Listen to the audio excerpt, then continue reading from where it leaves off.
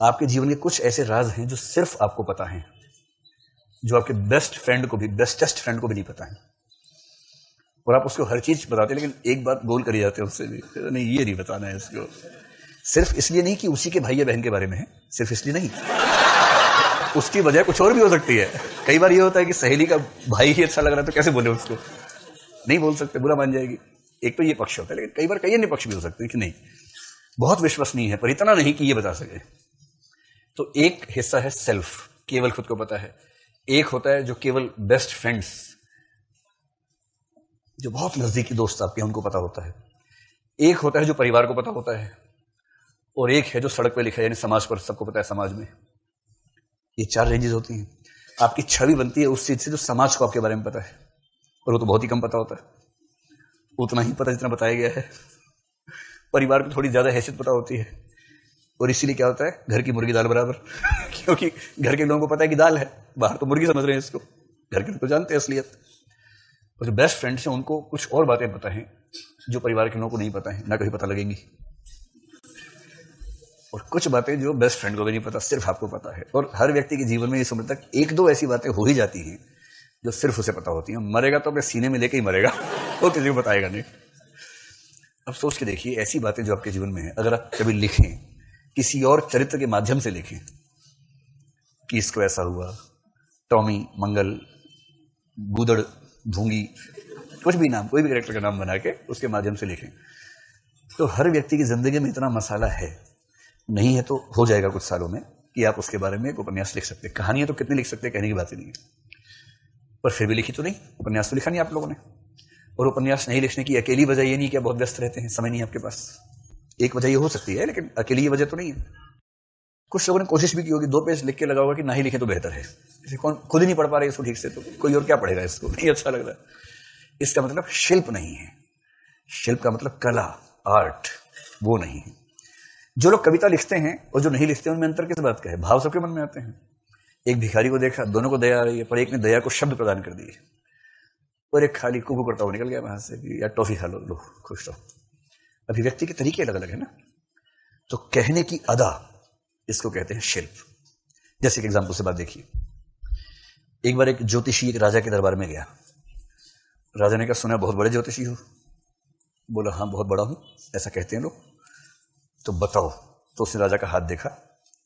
राजा ने कहा, कुछ ऐसा बताओ सटीक कि मैं दंग रह जाऊं। बोला, मैं सटीक ही बोलता हूं, बाकी बोलता ही नहीं हूं, मैं सटीक बात ही बोलूंगा। तो बोला कि राजा ऐसा है, तुम्हारे देखते देखते तुम्हारे घर के सब लोग तुम्हारी आंख के सामने एक एक मरेंगे। अब कैसा लगा होगा राजा को, सोचिए। उसने कहा, चल मेरा तो हो गया, अब अपना बता, 5 मिनट में क्या होने वाला तेरे साथ, ये बता। अब वो कैसे बताए, उसे जेल में ठूस दिया कि ऐसा इतना निकम्मा आदमी, गंदा आदमी, ऐसी गंदी भाषा बोलता है, तमीज नहीं है इस आदमी को। अब जब चला गया ज्योतिषी जेल में, तो उसके बेटे को पता लगा वो छोटा ज्योतिषी था, मतलब उम्र में छोटा ज्योतिषी ठीक था वो भी। इस कहानी से आप ये मत सोचिए कि ज्योतिष बहुत अच्छी चीज होती है, कहानी है ऐसी बाई चांस, मैं इसलिए लेके आ गया। तो वो दरबार में आया अपने बाप को छुड़ाने के लिए। उसने कहा कि मेरे पापा को छोड़ दो। क्यों छोड़ दो? बोला, मैं आपका हाथ देखूंगा, सही चीजें बताऊंगा, अगर मैं अच्छा बताऊं तो छोड़ देना वरदान के रूप में। राजा बोला, ठीक है अभी तू भी आ जा, नहीं तो हमारे पास जेल एक और भी खाली पड़ी हुई है, कोई दिक्कत नहीं है, पूरा परिवार वहां रहेगा तेरा।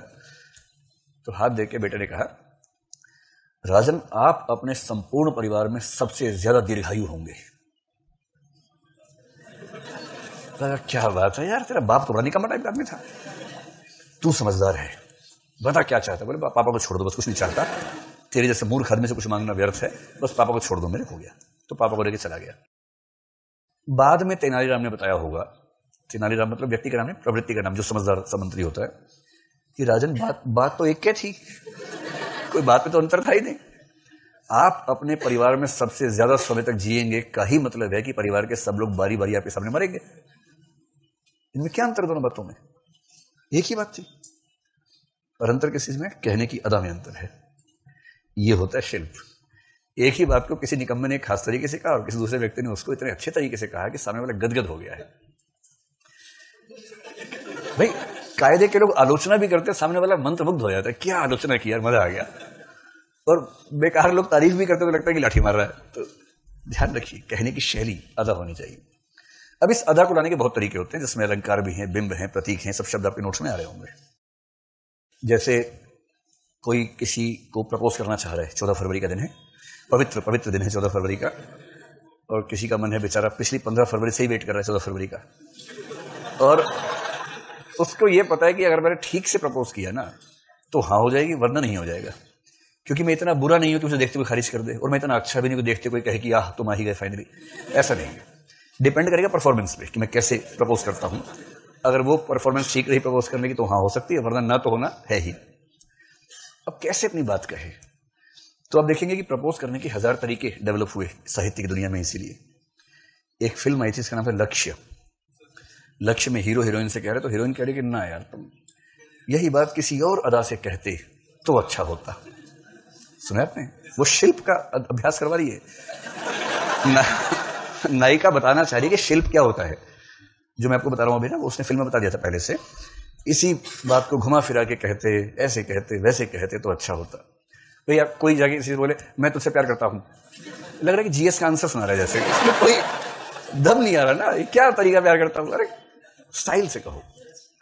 तो कुछ लोग स्टाइल से क्या, जैसे हिंदी फिल्मों में ऐसा स्टाइल खूब दिखता है, एक नायक नायिका से कह रहा है मैं चाहता हूं कि तुम मेरे बच्चों की मां बनो। अब इसमें निहित है कि विवाह करना चाहता हूं, है ना। विवाह का प्रपोजल सीधी भाषा में न देकर घुमा के एक भाषा में दे दिया। अब नायिका को लग रहा है कितना क्रिएटिव आदमी है, कम से कम बात तो ठीक तरीके से कर पा रहा है। ये एक ने सुन लिया, अब वो दूसरे के पास गया, दूसरा व्यक्ति मतलब गया अपने प्रस्ताविका के पास। अब उस लड़की ने पहले सुन लिया था उसका भी, उसने कहा वो स्टाइल तो हो जाओ, उसने स्टाइल होना चाहिए। वो क्या करे बेचारा, तो उसने कहा मैं चाहता हूं कि तुम्हारे बच्चों का पिंडदान मेरे बच्चे करें। नहीं तुम्हारा पिंडदान, सॉरी तुम्हारा पिंडदान मेरे बच्चे करें। अब क्या करे, कुछ नया बोलना है ना भाई, कहां से नया बोले। तो मैं आपको 2 सिद्धांत समझाना चाह रहा हूं। पहली बात सौंदर्य शास्त्र है, एस्थेटिक्स है, और एस्थेटिक्स में नए का जो महत्व है वो पुराने का है नहीं। देखिए सुंदर से सुंदर व्यक्ति भी जिस दिन आप उससे परिचित हो जाएंगे ठीक से, वो आपको सुंदर रहना बंद हो जाएगा। ये दुनिया का सबसे मतलब खराब उसूल है। आप देखेंगे पति और पत्नियों के झगड़ों में, विवाह संबंध में बड़ी भारी समस्या क्या आती है, हर फिल्म में वही समस्या है कि विवाह से पहले पति को सारी तिथियां सारे घंटे तक याद रहते हैं। याद है आज ही के दिन 1 साल पहले तुम 3:22 पर पहली बार देखी थी मुझे, तुम स्कूटी पे थी, स्कूटी स्टार्ट नहीं हो रही थी, फिर मैं आया था कि मैं स्टार्ट कर दूं, तुमने कहा मैकेनिक ढूंढ रही थी तो मैंने स्टार्ट किया था, और उसी समय पहली बार तुम्हें देखा था 3:22 मैंने स्टार्ट किया, 3:28 पे स्कूटी स्टार्ट हुई तुम्हारी, और तुम 3:29 पे चली गई थी। नायिका को बड़ा अच्छा लगता है, कितना इतिहासकार टाइप का मिला है, कितना याद रखता है, क्योंकि अभी क्रेज है उसको ना। फिर हो गई सहमति, बन गई, विवाह हो गया। विवाह के बाद जब कोई उपलब्ध हो जाता है तो उसका महत्व मिट्टी हो जाता है एकदम। 6 महीने होते होते नायक को नायिका की परवाह बंद हो जाती है, एकदम रत्ती भर नहीं रहती, क्योंकि मिल गया सो मिट्टी है, ना मिला वो सोना है। सरल सा सिद्धांत है। उस नायिका को शिकायत अब ये है कि पहले तुम 3:22 3:28 करते थे, अब तुम्हें यह भी याद नहीं कि आज हमारी विवाह की वर्षगांठ है। आप देखेंगे लगभग हर फिल्म में पति ही भूलता है कि आज एनिवर्सरी है, पत्नी नहीं भूलती कभी। आपने देखी ऐसी फिल्म बहुत सारी, कम से कम 20 तो देखी होंगी ऐसी फिल्म।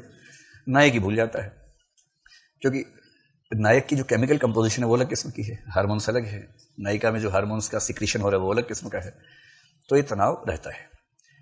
अब साहित्य में इन सब तनावों के लिए बहुत क्रिएटिव एक्सप्रेशंस ढूंढने का प्रयास है।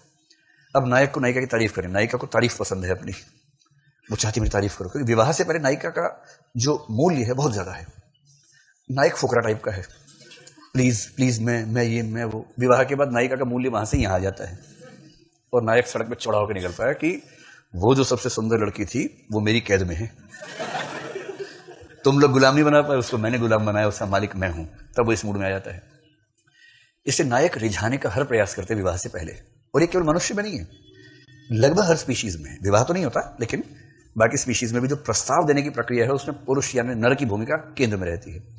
इतने तरीके से प्रस्ताव देता है क्योंकि उसको सरल शब्दों में कहें तो उसको बेसिकली यौन संसर्ग चाहिए। जो प्राकृतिक जैविक मॉडल है हमारा सोचने का वो ये है, और यौन संसर्ग हो जाने के बाद उसकी रुचि खत्म हो जाती है, ज्यादा से ज्यादा कुछ समय के बाद रुचि खत्म हो जाती है, और स्त्री का प्यार उसके बाद ज्यादा प्रगाढ़ होने लगता है जब संबंध गहरे होते हैं। ये सामान्य तनाव दुनिया भर में है, केवल भारत में नहीं, दुनिया भर में स्पीशीज दर स्पीशीज इस तरह के तनाव चलते हैं। बाकी स्पीशीज में कम इसलिए कि वहां की मादाओं की यह अपेक्षा नहीं है कि ये परिवार बनाएगा, फिर मिलकर हम घर बनाएंगे, फिर ये नौकरी करेगा, मैं ये, वो सब अपेक्षाएं नहीं है, इसलिए वहां दबाव थोड़े से कम रहते हैं। इसलिए हिंदी साहित्य में, संस्कृत साहित्य में, मेरे साहित्य में नायक नायिका को रिझाने के 50 तरीके निकालेगा हमेशा। तो सबसे घिसा पिटा तरीका यह है कि तुम चांद जैसे सुंदर हो। सबसे घिसा पिटा तरीका है। आजकल तो हालत यह है कि अगर कोई नायक बोल दे, नायिका इसी पे कैंसिल कर देती है कि तूने चांद बोल कैसे दिया। हर आदमी बोल रहा है अपने अपने घर में चांद चांद चांद, मैं भी चांद, तो सारी चांद हो गए, फिर क्या नयापन क्या बचा? कुछ नया होना चाहिए, कुछ यूनिक होना चाहिए। तो एक उम्र में नायिका चांद जैसी है, एक उम्र के बाद नायक चांद जैसा हो जाता है। सिर से देखें, अगर नायिका को चेहरे से देखना पड़ता है, नायक को सिर से देखना पड़ता है, तब चंद्रमा उभरना शुरू होता है। और अगर थोड़ा चेहरे पर जैसे कुछ और चीजें हों, धब्बे वब्बे हों, मस्से हों, मुहासे हों, तो भी चांद का एक संकेत बन जाता है, अलग अर्थ में बन जाता है। चमक के अर्थ में नहीं, गोलाई के अर्थ में नहीं, बल्कि जो बीच बीच में निशान है उसके अर्थ में। तो लेखक लोग सोचते क्या नया तरीका निकालें। ये शिल्प की सारा अभ्यास है, इसको अलंकार कहते हैं। हम अलंकार समझेंगे बाद में। तुम्हें देख के लगता है कि ये हो गया, तुम्हें देख के लगता है कि तुम तो वो हो। ये जब इस भाषा में बात होने लगे ना, जैसे एक जगह राम लक्ष्मण से, बल हम मजाक में कहते हैं कि अगर सौंदर्य की तारीफ बहुत ज्यादा करनी हो, एक क्या है, तुम्हें देखकर लगता है कि साक्षात चांद उतर आया हो। ठीक है, घिसा पिटा तरीका है।